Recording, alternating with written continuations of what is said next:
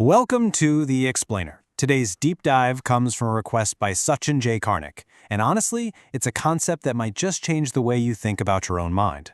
We're exploring the idea that our thoughts, our feelings, and even our sense of reality operate on a specific frequency, and what happens when that frequency gets filled with static. This is a deep dive into energetic dissonance. All right, so to really get our heads around this, we're going to go on a bit of a journey. First, we're going to completely redefine what we even mean by cognition, because it's probably not what you think. Then, we'll start thinking about the mind as a kind of radio receiver, and explore what a clear signal looks and feels like versus a distorted one. From there, we'll look at the two main ways our signal gets scrambled, which will lead us straight to the core idea of energetic dissonance. And finally, we'll map out the path back to a clear, coherent frequency. Okay, so everything we're about to get into, it all comes down to one central idea. To get there, we have to start by rethinking a word we use all the time, cognition. Because in this framework, it's not just a process happening inside your head, it's something way more fundamental. Right out of the gate, the source material hits us with this, well, it's a truly mind-bending statement. It suggests that cognition isn't just a function happening inside your brain, like memory or problem solving. No. Instead, it's a fundamental property of consciousness itself, like a kind of vibrational frequency that tunes into reality and gives it shape. So what does that actually mean? Let's really break this down. Just think about all the radio waves filling the air around you right now. Music, conversations, data. It's all just raw energy, a sea of potential, until a radio tunes into one specific frequency and translates that energy into something we can understand. Well, this model says cognition works exactly the same way. It's the tuner of our consciousness, taking the raw, buzzing static of existence and shaping it into the thoughts, the sights, and the sounds that make up our world. So how exactly does this frequency build the world you experience? Well, it's working around the clock. It translates all the raw sensory data hitting you every second into coherent thoughts. It filters out this unimaginable amount of noise so we can actually focus on what seems to matter. It modulates raw, undifferentiated energy into actual usable information. And finally, it organizes all of this into the seamless, continuous story of your life. It's not really a single process. It's more like the fundamental operating system for your entire conscious experience. This whole idea of an interpretive frequency can sound a little out there, right? A bit abstract. So let's bring it right down to earth with a really powerful analogy that the source material uses, thinking of the mind not as a computer, but as a receiver. So I want you to try something.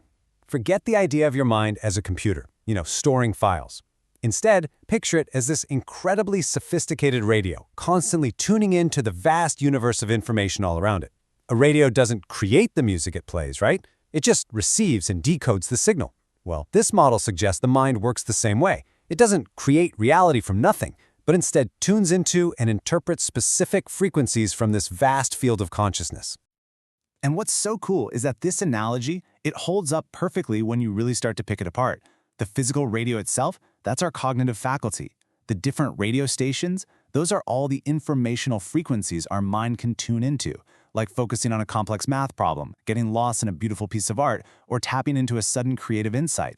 And the act of the radio decoding the signal into music, that's modulation. The mind turning that raw energy into the clear meaning of our thoughts. Okay, so if our mind is a receiver, then the most important thing, and we all know this from trying to tune in a car radio, is the clarity of the signal, right? We've all heard a radio drifting between stations, just filled with static and noise. That distortion, it's a perfect metaphor for what happens in our minds when our cognitive modulation gets unbalanced. When that modulation is perfectly balanced, it's like a flawless crystal prism. Higher consciousness, like pure white light, passes through it and refracts beautifully into a full spectrum of understanding. Logic, creativity, intuition, all working together in harmony. That's the feeling of a flow state when everything just clicks. But when the modulation is unbalanced, it's more like trying to see through a turbulent, muddy pond. The signal gets distorted. It creates psychological static, things like confusion, brain fog, delusion, or obsessive thought loops. The patterns of our thinking just lose their internal coherence. So we've got these two possibilities, right? A mind in total harmony, or a mind just full of static. But what happens when that distortion isn't just a fleeting thing? What if it becomes the mind's default setting? Well, according to this framework, that's when dysfunction really sets in. The source material points to two primary forms of this dysfunction, and they are total opposites. The first is rigidity. I want you to imagine the radio dial is rusted shut, just stuck on one station playing the same old song on a loop, totally unable to tune into anything new. The second is fragmentation. Here, the tuner is broken and just spins wildly, catching only bits and pieces of songs and static, unable to lock onto any clear signal at all. Let's dig a little deeper into rigidity. This is what happens when we get so attached to our own mental maps, our beliefs, our ideologies, our personal identity, that we completely mistake the map for the territory. We stop seeing reality as it is, and we only see it through the filter of our fixed ideas, actively resisting, ignoring, or even attacking any information that dares to challenge them.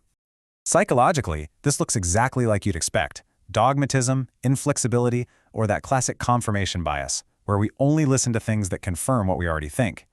But energetically, it's described as low-frequency entrenchment. What that means is the mind's vibration has gotten so fixed and so slow that it literally cannot resonate with new, higher vibration ideas or truths. The radio isn't just stuck, it has lost the ability to even pick up other frequencies. All right, now let's flip to the other side of the coin, fragmentation. Here, the problem isn't being stuck. It's being completely unable to stick to anything. The mental field loses its internal consistency. Your thoughts, emotions, and intuitions are all pulling in totally different directions. The signal is just scattered, like a shattered mirror reflecting 1,000 different images at once. Psychologically, this is that feeling of chronic confusion or rumination, when your mind feels like it has 100 browser tabs open at once, and it just keeps spinning its wheels, never landing on any one thing. Energetically, this is called frequency incoherence. Instead of one clear signal, the mind is trying to play 10 different stations all at the same time. The result is just noise, a chaotic vibration with no clear direction, creating that feeling of being pulled apart internally. So here's the really crucial point. Whether the mind is totally stuck in a rigid pattern or completely scattered into a million fragments, either way, both of these states lead to the exact same underlying problem. They create a state of internal conflict. And that brings us right to the heart of this entire framework: energetic dissonance. Put simply, it's when the different parts of you are just out of tune with each other. Your mind is saying one thing, your heart is feeling another, and your gut is screaming something else entirely. That internal war, that vibrational conflict, that is energetic dissonance. Okay, that definition is really precise. But it brings up a huge question, right? We're talking about frequencies and vibrations. But what does this inner conflict actually feel like in our day-to-day lives? How would we even recognize it in ourselves? Well, we can actually ground this whole abstract idea in a psychological experience that is super familiar to all of us. The most common expression of energetic dissonance is what psychologists call cognitive dissonance. It's that awful, cringy, uncomfortable feeling you get when you believe one thing but do another, or when you hold two completely contradictory ideas at the exact same time. That mental stress, that feeling of inner friction, that is the very real, felt experience of energetic dissonance. But here's the thing. This state of internal conflict, it's not a life sentence, and this is the good news. Our consciousness is actually hardwired to seek harmony. It actively works to resolve all that static and retune itself to a much clearer frequency. So when we feel that dissonance kick in, our consciousness instinctively tries to fix it, and it usually goes down one of three paths.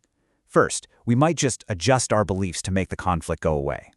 The second, and let's be honest, less helpful path is to repress the problem. Just shove it down, pretend it's not there. But the third and most powerful path is to realign, to rise to a higher level of awareness where those two conflicting ideas suddenly don't seem to be in opposition anymore. The ultimate goal here, though, isn't just to quiet the static. It's to achieve a state of perfect, crystal clear reception. The source material calls the state gnosis. This is when your interpretive frequency is perfectly tuned in. It's that feeling of deep, intuitive knowing. When you don't just think something is right, you feel it in your bones. It's a state where your head, your heart, and your gut are all singing the same beautiful song, transforming your mind from a source of conflict into a clear channel for pure insight. And so this whole journey brings us to a final question. A question for you to take with you. If your mind really is a receiver, what kind of signal are you actually getting? Are there areas in your life where you're experiencing the static of rigidity, stuck on that one old station, maybe a little afraid to change the dial? Are you feeling the chaos of fragmentation, constantly scanning, unable to find a clear signal to lock onto? Ultimately, you can think of this framework as a kind of map.